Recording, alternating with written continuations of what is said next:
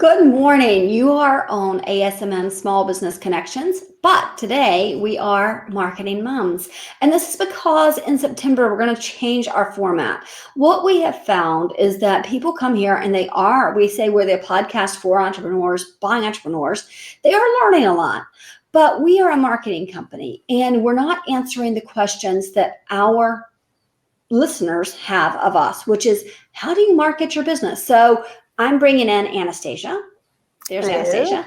Hello. And we are going to work together over the next several months to put together a great show where we discuss different areas of marketing and how to do it for your business. But we thought today we would start with planning and how, people think, actually just Anastassia, I don't know if you know this.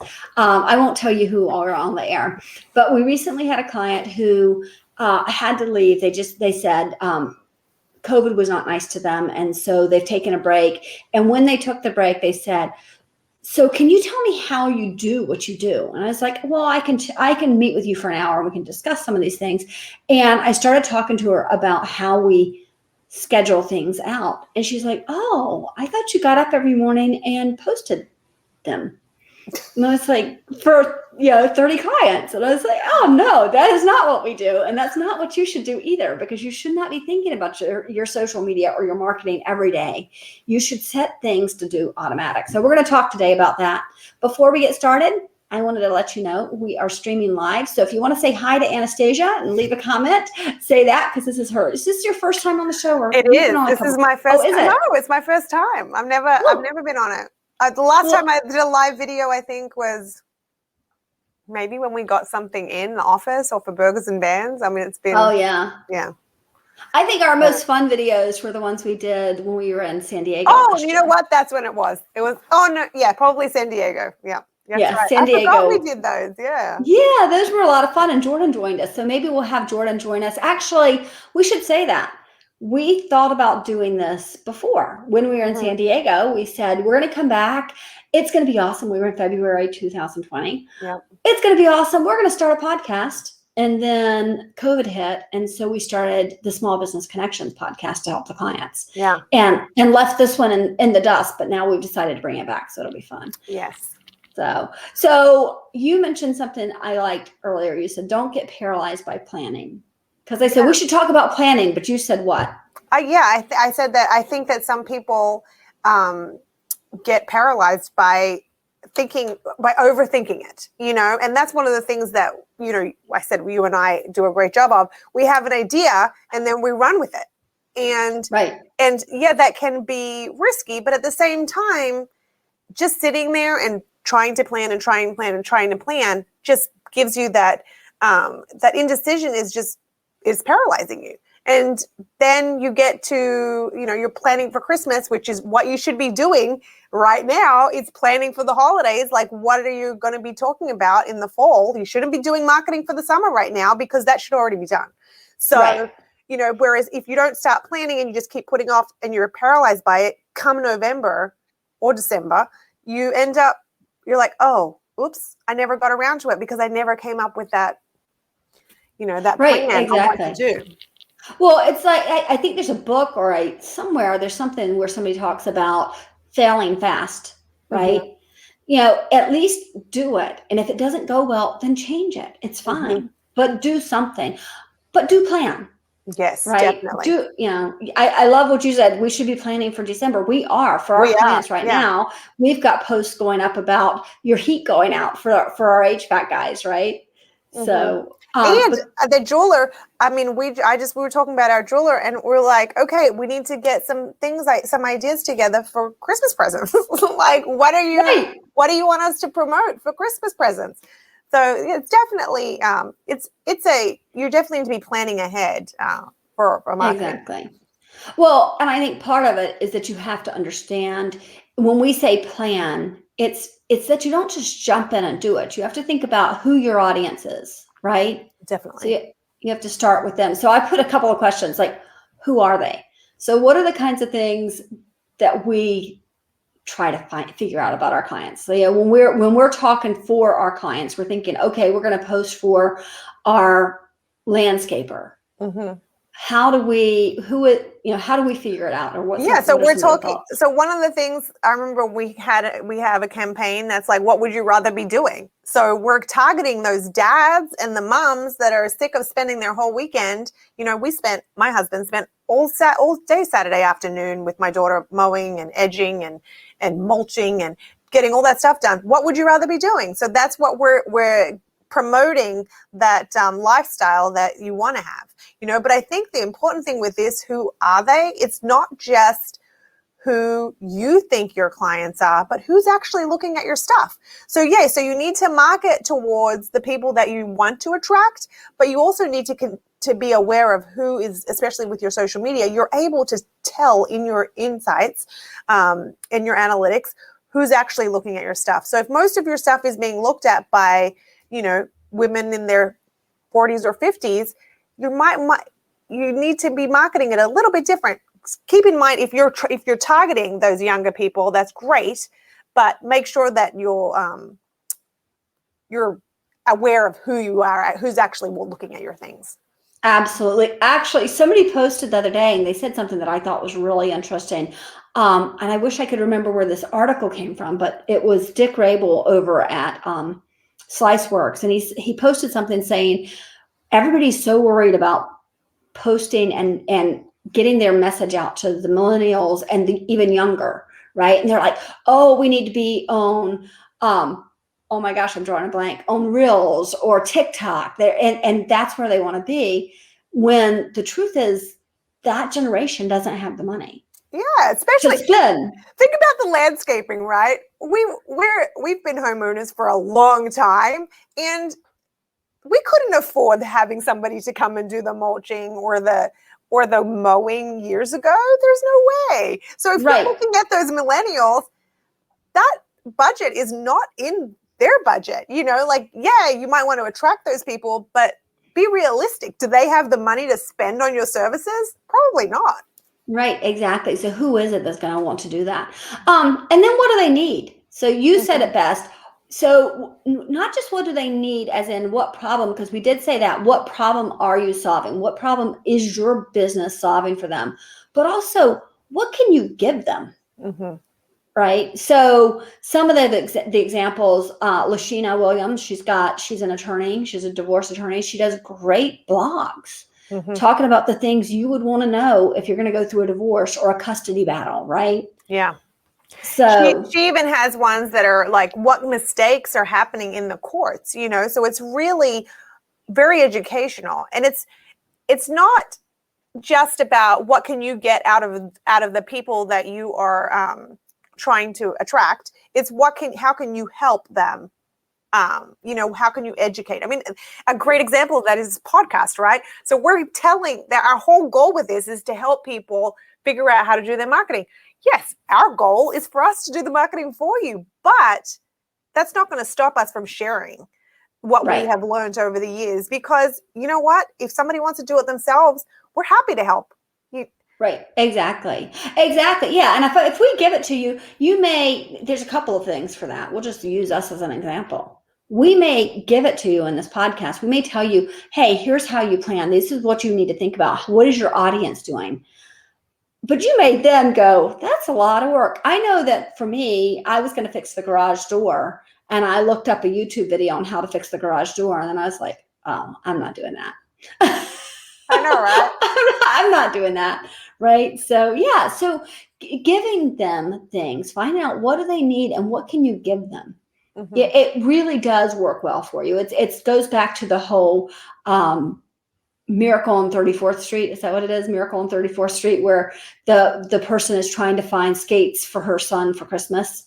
And Santa's like, oh, we don't have them, but Gimbals down the road does. Yeah.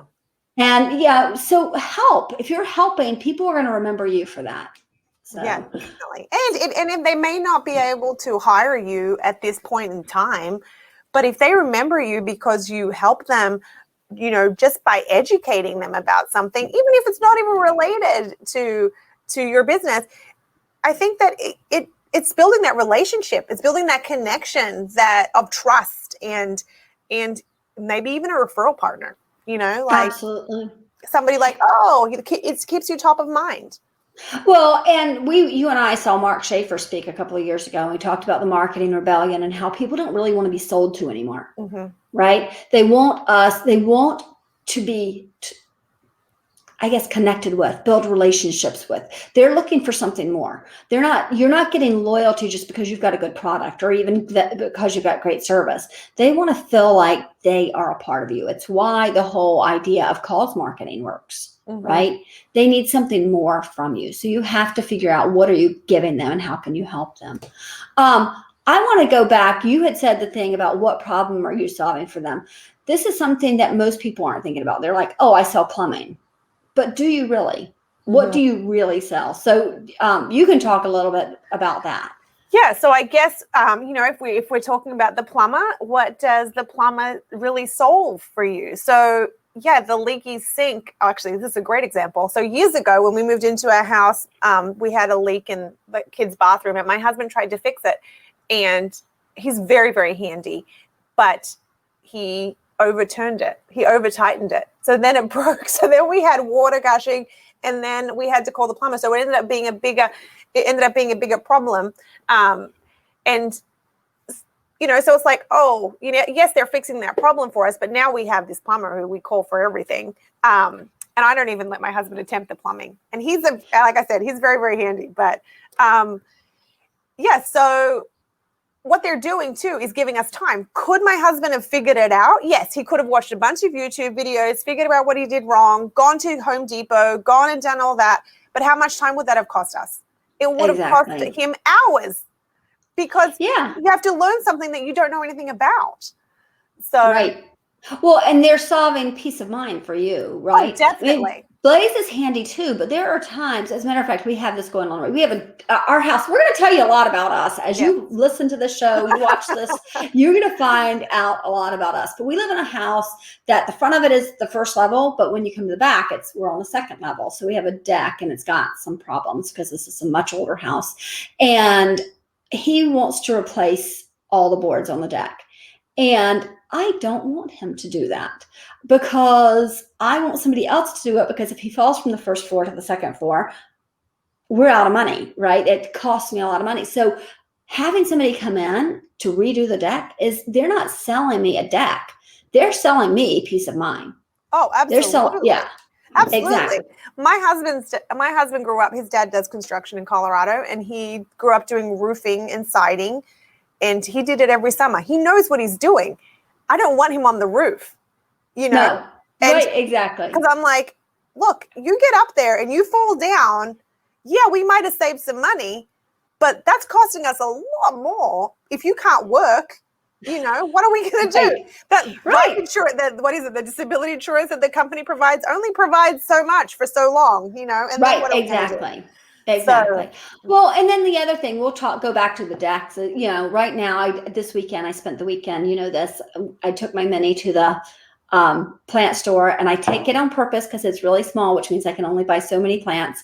But then I brought them all. I bought a bunch of plants. I had to take the top down so I could ride home with it, and came home and put the plants on the deck. So my deck, when they're selling me a deck, they're not just selling me the deck either, right? They're selling me a lifestyle. I love being able to sit out on my deck and have my tea in the morning and look at my flowers and just enjoy the peace. So they're selling me something like that. So you do need to think about, what problem are you solving? What are you giving to your clients? What are you actually selling? Because it's probably not as simple as you think it is. Yeah, like with the plumber, we put up a lot of kitchen remodels and bathroom remodels. Because that's what they're aspiring to. It's what is your audience aspiring to do? What did they want? That's that lifestyle, like your deck, like I love sitting out on my deck. So it's just sitting out there and enjoying the view and enjoying that. I mean, right now it's starting to get a little hot here, but it's a great thing to have. And your marketing should reflect that. It should reflect what the aspiration is. And the reality too, sometimes. Right.